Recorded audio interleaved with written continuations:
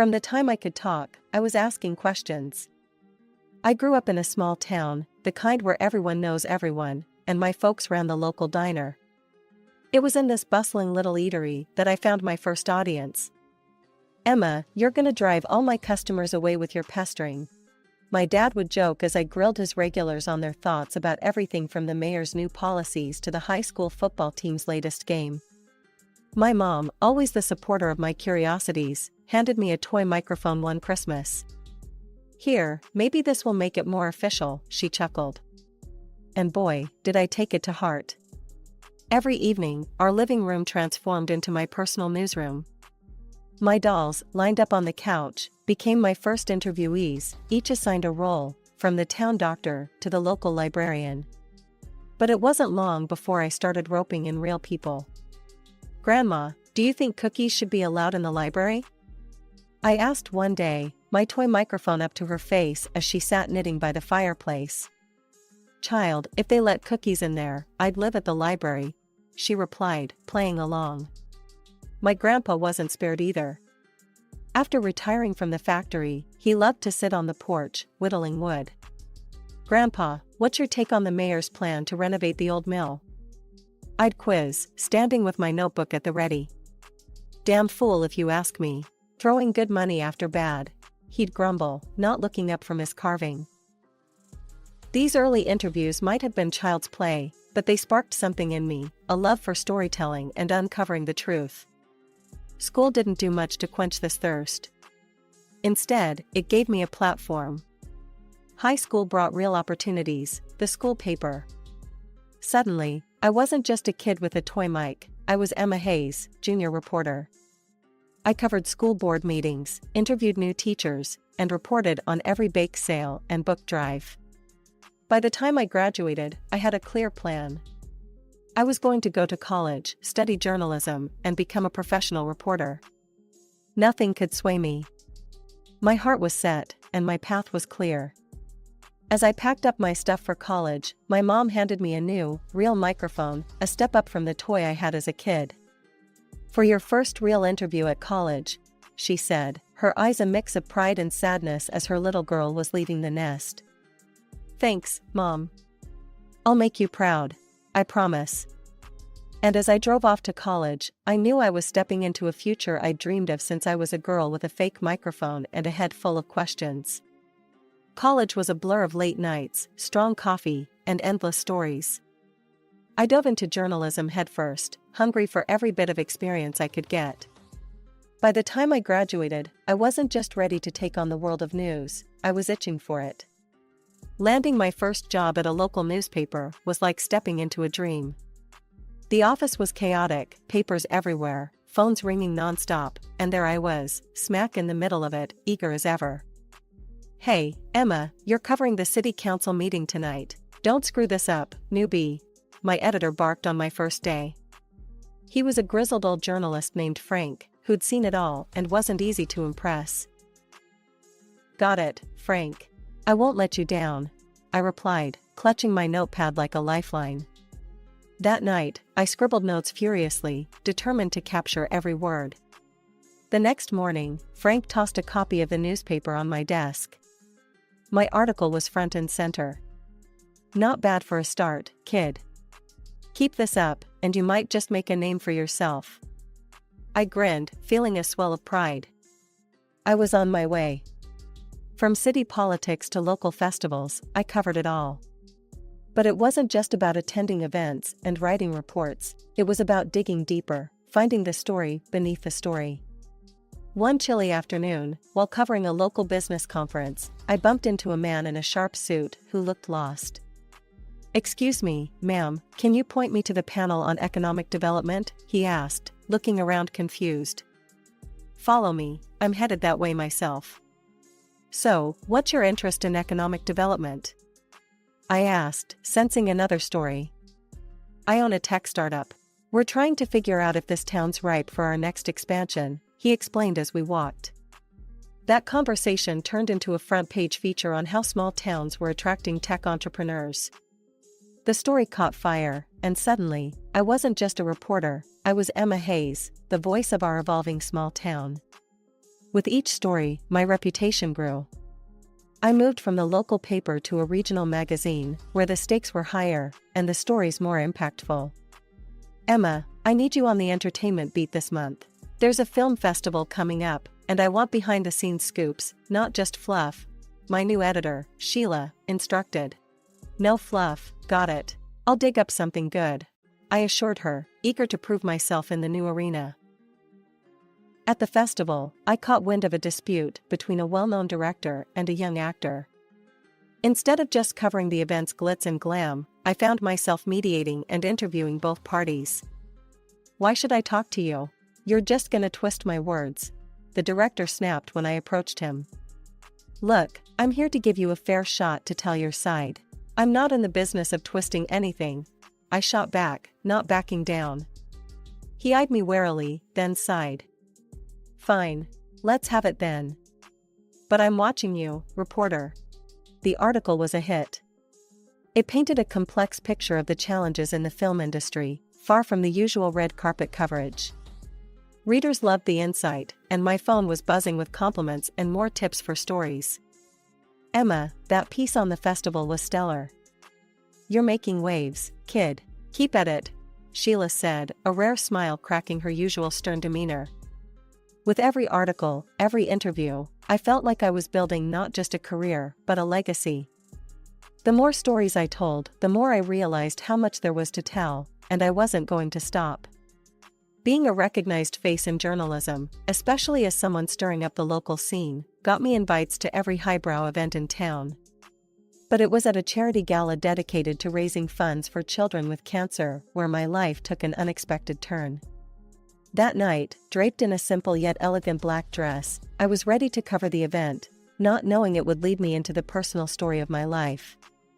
I was sipping on some sparkling water when he approached me, Michael Sterling, a name synonymous with generosity in our community through his work with his charitable foundation.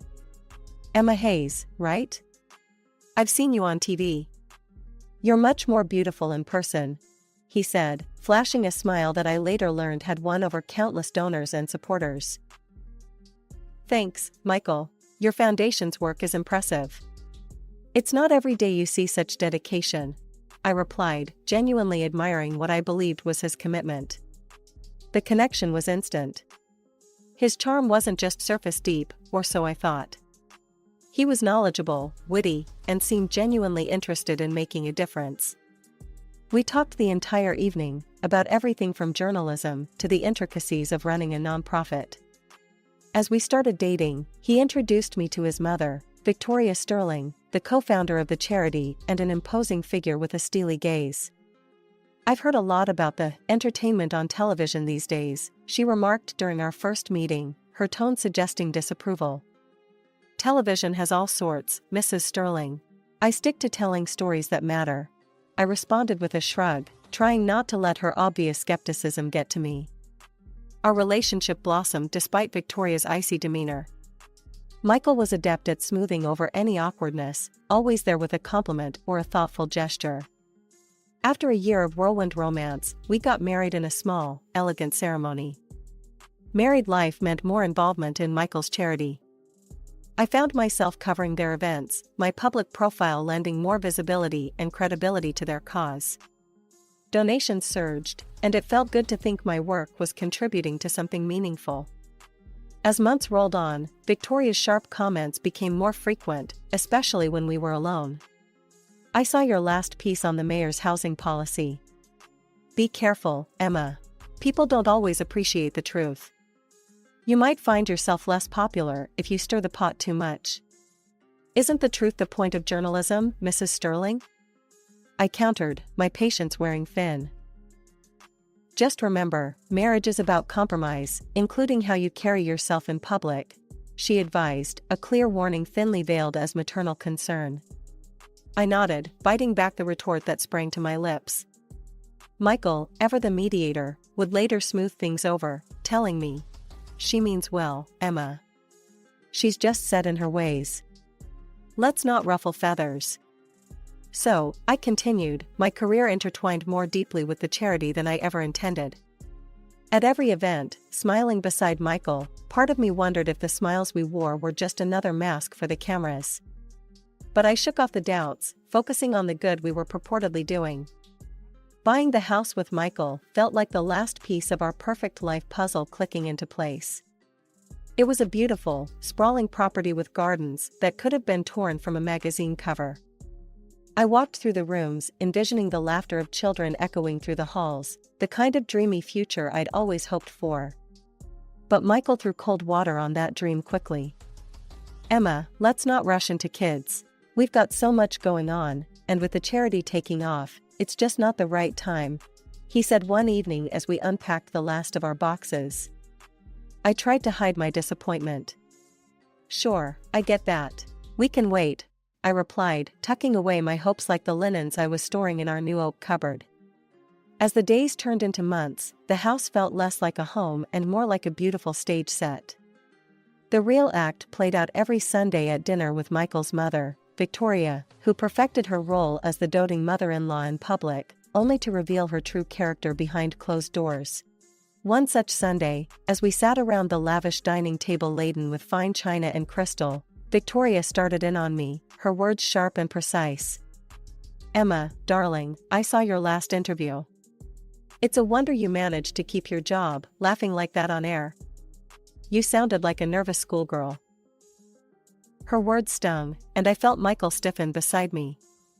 But instead of coming to my defense, he only nodded in agreement with his mother. "Mom's right, Emma. You need to be more polished. This isn't some college news show." I swallowed the lump forming in my throat, forcing a smile. "I'll work on it, Victoria. Thanks for the feedback," I managed to say, my voice steady despite the turmoil inside. As these dinners became a recurring play of subtle jabs and overt criticisms, I began to dread them.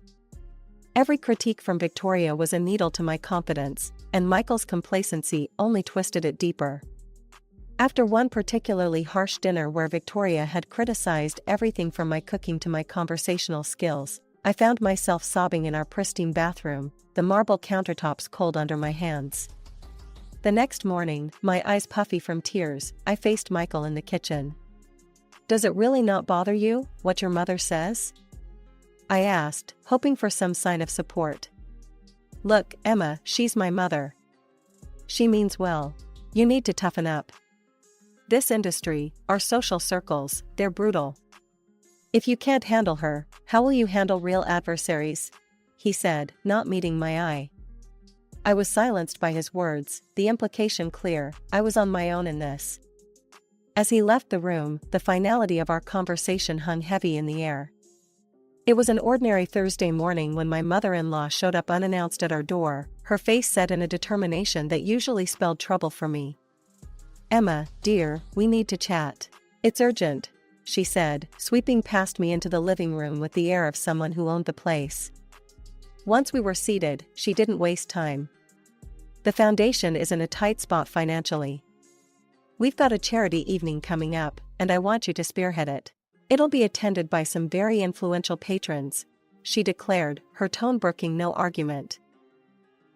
I was taken aback. "Me? Victoria, I've never organized anything on that scale before." "Oh, you'll learn. Besides, with your public image and the trust you've garnered, you're the perfect face for the event. Think of this as broadening your horizons," she said, a sharp glint in her eye that I couldn't quite read. The conversation felt loaded, her intentions wrapped in layers I couldn't peel back just then. "All right, I'll do my best," I agreed reluctantly, feeling the weight of her expectations pressing down on me. "Excellent. Oh, and while you're up, could you set the table for lunch? I'm famished," Victoria added, dismissing me to the kitchen as if I were a maid in my own house. As I left to fetch the plates and cutlery, I realized I'd forgotten my phone on the coffee table. Just as I was about to go back for it, I heard their voices, Victoria and Michael, murmuring in the living room. Curiosity pinned me in place, just out of sight. She's so beloved by the public, it's the perfect setup. Once we get her to take over, we can execute the transfer, and then when everything collapses, it'll be Emma left holding the bag," Victoria explained with a cold laugh that chilled me to the bone. The plan was horrifyingly clear. They intended to use me as a scapegoat for whatever shady dealings they were embroiled in. A tightness gripped my chest, but I forced myself to walk away, to prepare lunch as if nothing had happened. At the table, I played the dutiful wife and daughter-in-law, smiling and nodding while my mind raced with the betrayal. The food tasted like ash in my mouth, but I kept my facade intact. That night, Michael was his usual, detached self, not once betraying the conversation I wasn't meant to hear. I lay beside him in bed, staring at the ceiling, the darkness around us a mirror to the bleakness settling in my heart. "What's on your mind, Emma? You've been quiet all evening," he finally asked, some semblance of concern threading his voice. "Just thinking about the charity event. It's a big responsibility, you know?" I said, keeping my voice neutral, hiding the storm inside. "You'll do great. You always do," he replied, and turned over. The conversation closed. But sleep eluded me. I got up, pacing the silent house, grappling with the enormity of their deceit. How could I, known for my integrity, become entangled in their web of lies? How deep did this betrayal run, and how could I protect myself? I woke up with a heavy heart but a determined mind. After Michael left for the office, I immediately called Lisa, my old college friend who had become a sharp-witted lawyer. "Lisa, it's Emma. I need to talk, something serious," I said as soon as she picked up. "What's going on, Em? You sound stressed." Lisa's voice was full of concern. "It's Michael and his mother. I overheard them planning to use me as a scapegoat for embezzling funds from their charity," I confessed, my voice barely above a whisper. "Emma, that's serious. But without hard evidence, accusing them could backfire on you," she cautioned. "I know, and with the charity event coming up, I barely have time to breathe, let alone play detective. Let me help. I know someone experienced with charity events. He can take over the planning, which will free you up to gather evidence," Lisa offered. "That would be a lifesaver," I sighed in relief, grateful for her swift support. "Don't worry, I'll handle the event side. You focus on digging up what you can," she assured before hanging up. With the event in capable hands, I turned my attention to gathering evidence. I knew Michael's office was at the charity's headquarters, but he often worked from his home office, where he kept a duplicate of all his work files. Lucky for me, I knew his password. It was our anniversary date. Once inside his office, the search was meticulous. His computer was a goldmine. I found financial statements and email correspondences that confirmed the misuse of funds, and even references to fake charity cases. It was all there, black on white. I copied everything onto a USB stick. But I needed more than documents. I needed their own words against them. Remembering a small voice-activated recorder I had tucked away in a drawer, I decided it was time to use it. I placed it discreetly in the living room, hoping to catch any incriminating conversations. Over the next few days, while I was supposedly busy with event preparations, the recorder picked up more than I could have hoped for. Michael and Victoria didn't hold back, secure in their deception. One particular conversation chilled me to the bone. "I can't stand these events, pretending to care about these sick kids." Michael's voice dripped with disdain. "It's all for a good cause, the cause of filling our accounts." Victoria's cruel laughter followed. Their words, cold and clear, were the final nails in the coffin. They weren't just using the charity for money, they were utterly heartless. The night before the charity evening, Victoria came over to check on the preparations. "I hope everything is ready for tomorrow, Emma. Don't embarrass us," she warned, eyeing me like a hawk. "Everything's set. The guests will love what we've planned," I assured her with a calm I didn't feel. Her gaze lingered on me a moment longer before she nodded stiffly and left. Sleep was elusive as I played over the possible outcomes of tomorrow's revelations. By morning, a resolute calm had settled over me. Today would be the end of one chapter and, hopefully, the start of something cleaner, something honest. The grand ballroom was abuzz with the chatter of well-dressed guests, their eyes wide with admiration for the lavish decor and the noble cause they were gathered to support. As I watched from the wings, my stomach churned with nerves and determination. This evening would change everything. Victoria took the stage first, her voice resonant as she addressed the crowd. "Tonight, we celebrate the incredible progress we've made for these precious children," she said, gesturing to the large screen displaying the smiling faces of young beneficiaries. The room filled with applause, some guests wiping away tears at the touching display. Michael followed, his charm dialed up as he spoke passionately about the need for more funds. "Let's not just meet our goals, let's double them, for the sake of these children who rely on us," he implored, as the account details flashed on the screen. Text messages pinged around the room as guests received the donation instructions. Then it was my turn. My heart pounded as I took the stage, the microphone slightly trembling in my hand. "Thank you, everyone, for your incredible support," I began, my voice steady despite the storm inside. "Before you proceed with your generous donations, I ask for just a few more minutes of your attention." I nodded to the technician offstage. As the first recording played through the speakers, a hush fell over the crowd. Michael's voice filled the room, cold and calculating, as he discussed using me as a scapegoat for stealing from the charity. A murmur of disbelief spread through the hall, growing louder as more recordings revealed the true nature of their so-called charity work. Victoria's laughter after discussing how they exploited the sick children sent a shiver through the audience. Then, with a click, the damning financial reports appeared on the screen, detailing years of embezzlement and deception. The room erupted. Angry voices clashed with cries of betrayal. "How could they?" someone shouted from the back. Michael, his face pale as paper, tried to slink away, but the police, already waiting in the wings on my cue, moved swiftly to detain him. Victoria, meanwhile, stood frozen, her eyes locked on mine, burning with fury. "This is why I hated you from the start," she hissed at me across the noise, her veneer of sophistication shattered. The guests were now demanding refunds, their previous admiration turning to scorn as they confronted my in-laws. The live broadcast on my social page was lighting up with comments, the viewership numbers skyrocketing as word of the scandal spread. My divorce from Michael was as clinical as it was quick, thanks to Lisa's relentless advocacy on my behalf. "You're going to start fresh, Emma, on your terms," she assured me as we signed the last of the papers, securing my half of the house. Michael and his mother faced a barrage of lawsuits from disillusioned patrons and long-standing supporters of the foundation. The courts didn't go easy on them, both were convicted of fraud. They ended up having to sell everything they owned to cover the settlements, but even that wasn't enough. They were left drowning in debts, a stark end to their fabricated empire of benevolence. In the aftermath, I threw myself into my work with renewed vigor. Armed with the truth, I conducted a deep-dive journalistic investigation into the dark underbelly of nonprofit organizations. My findings were eye-opening and sparked widespread debate, highlighting the vulnerabilities in charity operations. The report was broadcast on major networks, drawing attention and accolades from all corners of journalism.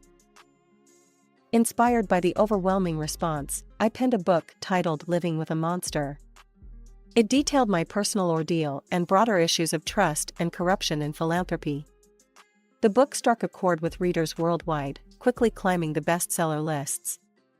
One evening, as I sat in my new cozy apartment nestled in a friendly neighborhood, I reflected on my journey. The walls, lined with awards and tokens from my travels, seemed to echo back a life story of triumph and trials. My phone rang, pulling me from my thoughts. "Emma, it's Lisa. I just finished your book. It's incredible. You've turned your pain into something profoundly impactful." Lisa's voice was thick with emotion. "Thanks, Lisa. It was hard reliving it all, but if my story can change one person's perspective or prevent this from happening to someone else, it was worth every word," I replied, feeling a sense of peace. Beyond the acclaim and the success, I found a deeper purpose. I donated a significant portion of my royalties to a new charitable foundation, one I thoroughly vetted and believed in. This foundation was everything the sterling sham had pretended to be: transparent, compassionate, and genuinely dedicated to helping children. As I planned my schedule around upcoming investigations and speaking engagements, I often paused at my window, looking out over the bustling street below. Life buzzed in its usual, unpredictable rhythm, and I felt in sync with it, more than ever. "Here's to new beginnings," I whispered to myself, a smile playing on my lips. The future was unwritten, and for the first time in a long time, that excited me. With each passing day, I was more certain of my path, not just as a journalist but as a voice for those who couldn't speak up against the injustice shadowing the vulnerable corners of our society. All right, everyone's presentations are done, Nick, the manager, said as he tried to move the discussion forward. "Excuse me, I haven't. I recently found out something." Nick interrupted me and began to speak. "There's apparently someone in this department who didn't graduate high school and is just a part-timer. Meetings should be for employees only." "Absolutely right." His lackey, Mike, of course, agreed with Nick. "I'm leaving." After leaving the meeting room, I started to shut down my computer. I noticed that an email had arrived, not in my personal inbox, but in the company's shared email. Thinking, there's no point in speaking up, no one will listen, I went home quietly. The next day, I heard a commotion from Nick's desk. He was staring at his computer screen, his face pale. "Nick, is something wrong?" Mike looked at the screen with him. And he turned even paler than Nick. Why is he so angry? Knowing the reason for Mike's distress, I thought to myself, serves them right. My name is Adam. My mother passed away when I was in the 9th grade, and I was raised by my father. Well, you could hardly call it being raised. After my mother passed, my father changed.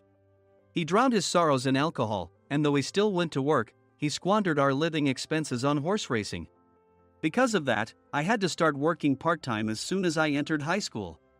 Every month, I went to the convenience store with bills in hand that couldn't be auto-deducted from my father's account.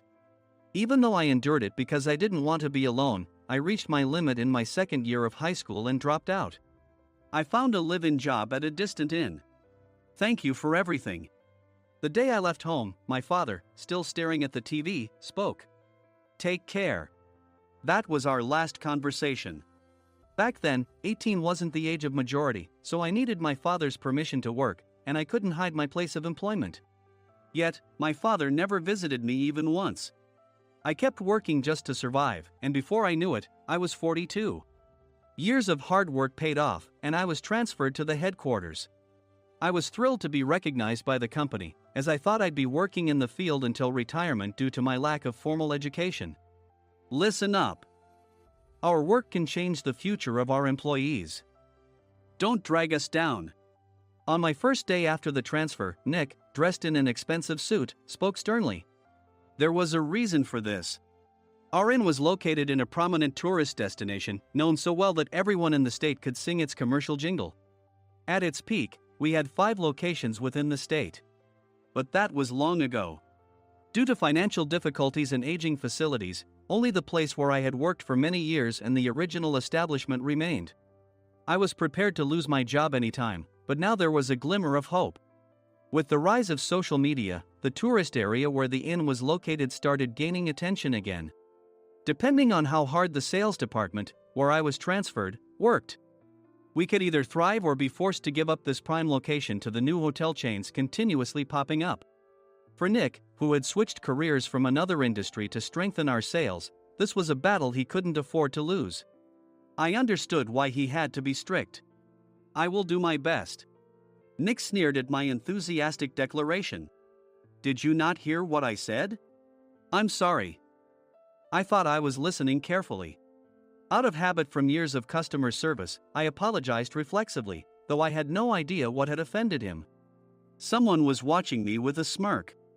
In this department, there are those who are expected to excel and those who have been shoved here because they have nowhere else to go. You are the latter.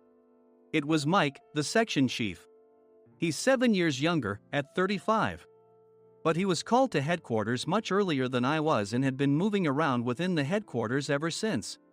I'm not jealous, but I can't accept that he's my boss. Graduating from a prestigious university, he has an unusually high pride and caused many problems as a newbie, making things very difficult for me when I was the front desk leader. When I found out Mike was transferred to the sales department a month before me, I was disheartened. Mike is right. With just a middle school diploma, there's not much you can do. Don't even think about achieving results. As if I didn't exist, Nick remarked, I'm thirsty. Mike eagerly ran to the coffee maker. It seems Mike is Nick's lackey. I regretted being happy about my transfer to headquarters, wishing I had stayed on site forever. Send a direct mail to every company on this list by the end of the day. Nick only assigned me tasks that even a new graduate could handle. What? There are over 1,000 companies. You want me to send to all of them by today? Yes, if you and your fellow misfits split the work, even those with nowhere else to go should finish by today. I glanced at the employees typing away expressionlessly. They were worn out from customer service, only thinking about leaving on time, or were women reassigned after having children. With zero motivation for work. Even Sam, a new graduate from the same university as Mike, who was supposed to be among the expected achievers, had no enthusiasm for the job. Having joined the company wanting to do customer service. I don't care what they say, I plan to quit anytime, he said. Only Nick and Mike were highly motivated, making all the decisions between the two of them. I originally only wanted to work at the inn to survive and had no particular attachment to this job. I swallowed my words, thinking I had no right to reprimand them. About a month after the transfer, Nick told us with a frustrated look. To commemorate the 50th anniversary, we've decided to create a plan exclusive for one group per day. Originally, Mike and I were supposed to come up with it, but our president, Mr. Thompson, insists on hearing everyone's opinions. So, you all get a chance. As Nick explained, Mike began handing out prints. Make sure not to embarrass Nick. If your ideas are half-baked, you'll have to redo them.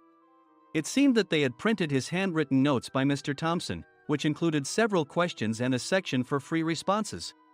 It made sense why Nick had to seek our input, given that all responses had to be submitted to Mr. Thompson. We were given a week to think about it, and a meeting was scheduled to compile our ideas. My plan is to let guests enjoy both the old and modern America. Nick began the presentations. Guests would watch a master confectioner at a nearby traditional sweet shop make sweets in front of them. The welcome drink would be premium tea in a bottle. Nick's plan was certainly attractive. After his presentation, Nick called on us to present in the order we were seated. Just as I stood up for my turn. All right, everyone's presentations are done. Excuse me, I haven't. I recently found out something. Nick interrupted me. There's someone in this department who didn't graduate high school and is just a part-timer. He was likely talking about me. I joined the company as a part-timer and was made a full-time employee when I turned 20. That was 20 years ago, so Nick and Mike probably had no chance to know until recently. Meetings should be for employees only. Absolutely right.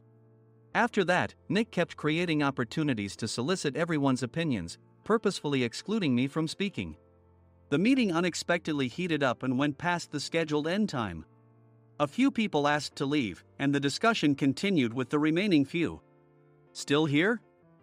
Normally, you'd leave in that situation. Though I had no attachment to the job initially, hearing kind words from customers made me want to make them happier. For someone like me, with nowhere to go, the inn was my home and customer service was my life. I felt pathetic about my current self. I'm leaving. I left the conference room and started shutting down my computer. I noticed an email had arrived, not in my personal inbox, but in the company's shared email. Thinking no one would listen to what I had to say anyway, I quietly went home. The next day, while preparing the DM as instructed, I heard a commotion from Nick's desk. In his haste to stand up, he hit his knee on the desk. He stared at his computer screen, his face pale. Nick! What's wrong? Mike, thinking he should be the first to rush over, approached Nick while still wearing his coat. He peered at the screen with Nick. And he turned even paler than Nick. Why is he so angry? Who is responsible for this company? Nick, more irritated than ever, asked, and Mike answered without checking. Probably Sam. Sam wasn't there because he was attending a morning training session for new hires. Nick gave up on getting angry and returned his gaze to the screen.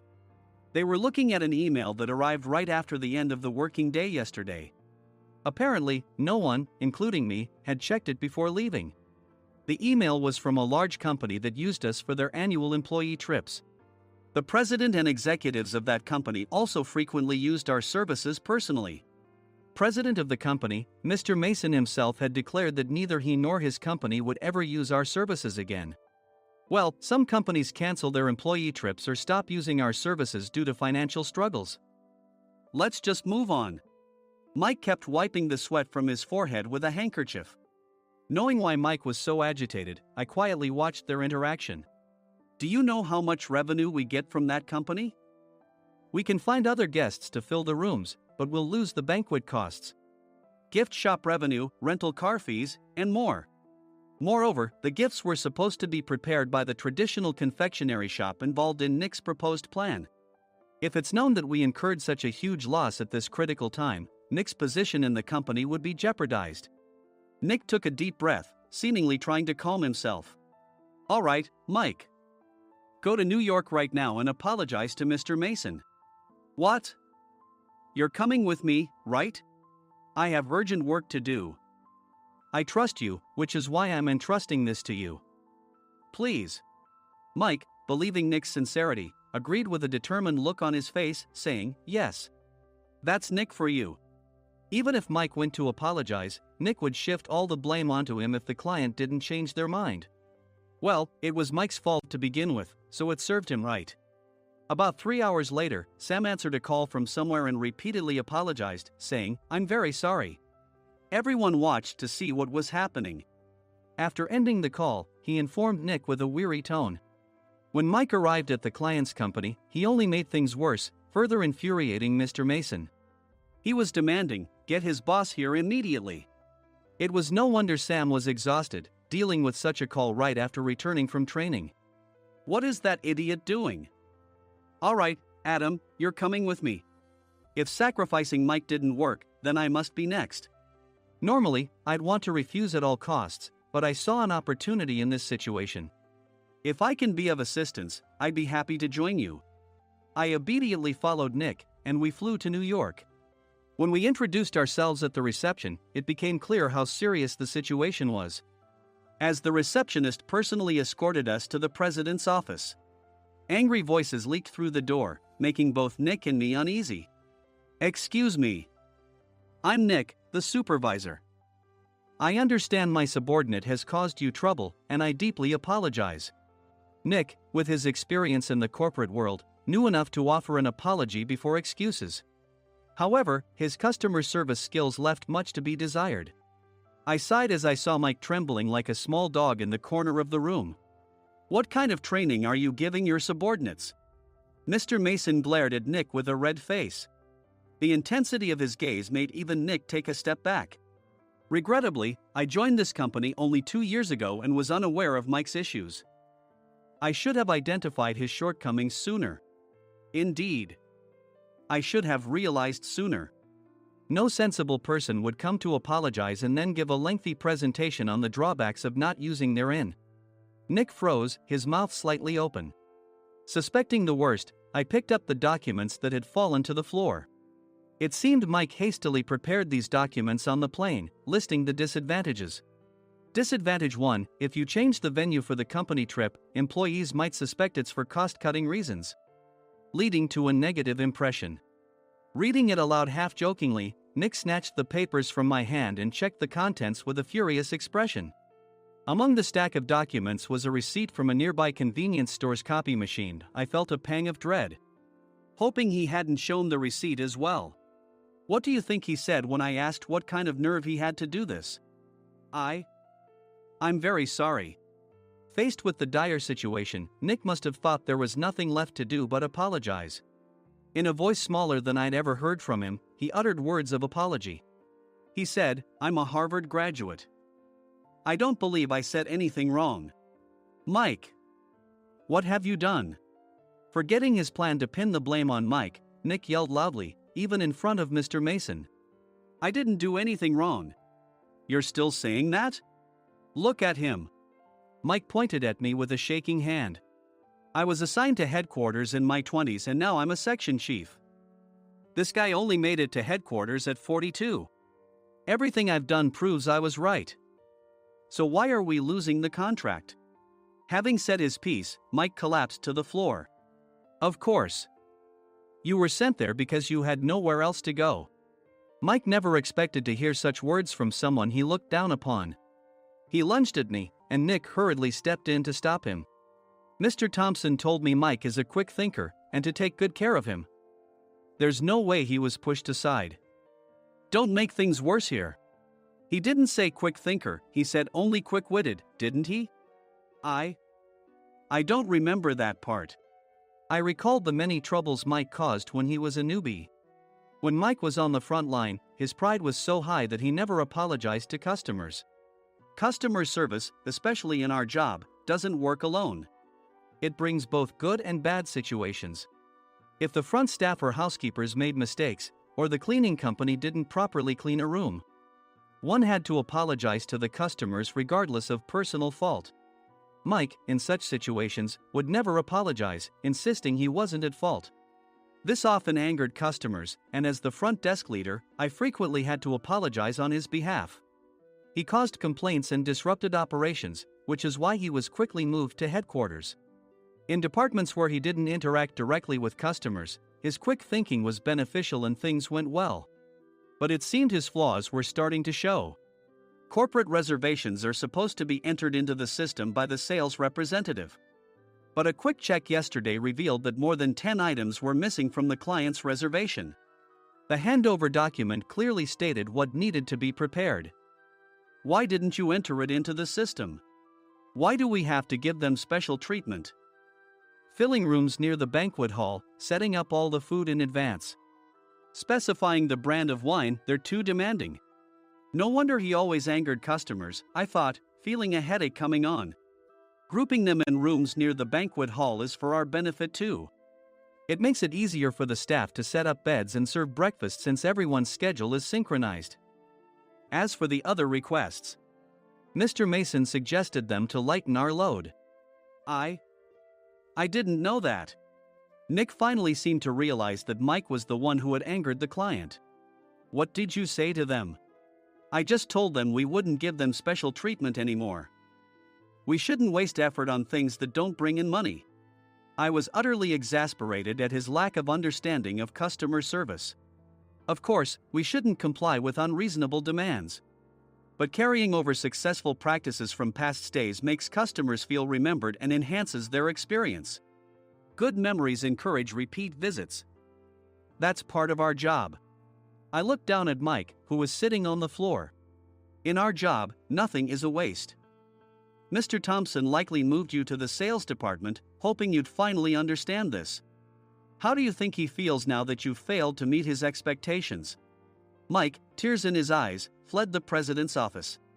I was amazed he still hadn't apologized. You have it tough, Adam. It's okay, we're all employees of the same company. I deeply apologize for this disrespectful incident. Especially after all the care you've shown us. If it weren't for you, Adam, I really would have stopped staying here. When I heard you were moving to the sales department, I was willing to reconsider if you handled it. Seeing us talk so amicably, Nick's face contorted. Do you two know each other? Adam's service is excellent. I always requested him specifically. Normally, we don't accept specific staff requests, but we made an exception for Mr. Mason, adjusting my shifts accordingly. He had personally stayed at our hotel just before my transfer, and during casual conversation, I mentioned, I'm moving to the sales department soon. If I hadn't told him then, things could have been much worse. Please continue to take care of us. I look forward to it. On the return flight, Nick awkwardly offered me a can of beer. It's still working hours. Of course, I had no intention of forgiving him for a single beer. Nick might try to pin everything on Mike and avoid any consequences. While pondering this, a startling fact came to light. Nick, the tea bottles for the plan have arrived. I handed Nick a bottle labeled with our inn's name. They look good. What are you talking about? These are plastic bottles. I had assumed we would use the trendy, high-end bottling tea. But what arrived were ordinary plastic bottles of tea with customized labels. The only unique aspect was the label, which had the inn's name, making it look customized. Upon further investigation, I discovered that a substantial amount of money was set to be paid to the tea company. It was priced like bottling tea. Does this plastic bottle really cost $100 each? The tea inside is specially blended for us. The extra cost is for that. Wouldn't it be better to use another tea company? Or is there a specific reason we must use this one? As Nick continued to make excuses, I showed him a printed email. I informed the tea company's president, Mr. Mitchell, that we discovered irregular payments and he confessed. He said you two were high school classmates and planned to split the extra money. That idiot. Why did he confess? That's not important. You should worry about yourself, this could turn into a police matter. Opening the bottle cap, I suggested. How about calming down with this tea? It supposedly has a relaxing effect. Nick drank the tea frantically. In the following days, decisions were made about their fates. Mike was reassigned to the General Affairs Department, with no chance of transfer or promotion, as per Mr. Thompson's orders. As for Nick, since the payment to the tea company hadn't yet been made, he narrowly avoided legal trouble. Instead, he was encouraged to leave the company, and to avoid further complications, Nick submitted his resignation. Rumor has it that connections between HR departments have made it difficult for him to find new employment. Even though it was good to have those two gone, something unexpected happened in the sales department.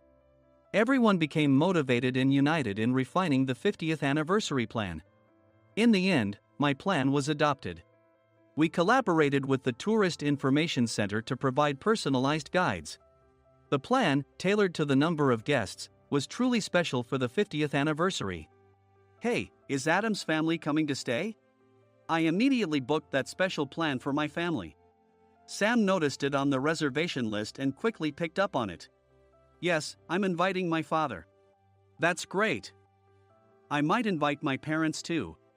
I lacked the courage to face my father just as Adam. But here, with the confidence Mr. Mason praised, I felt ready. The 50th anniversary plan was a perfect opportunity to reconnect with my father. I hoped to bring back the days when we could laugh together as we once did.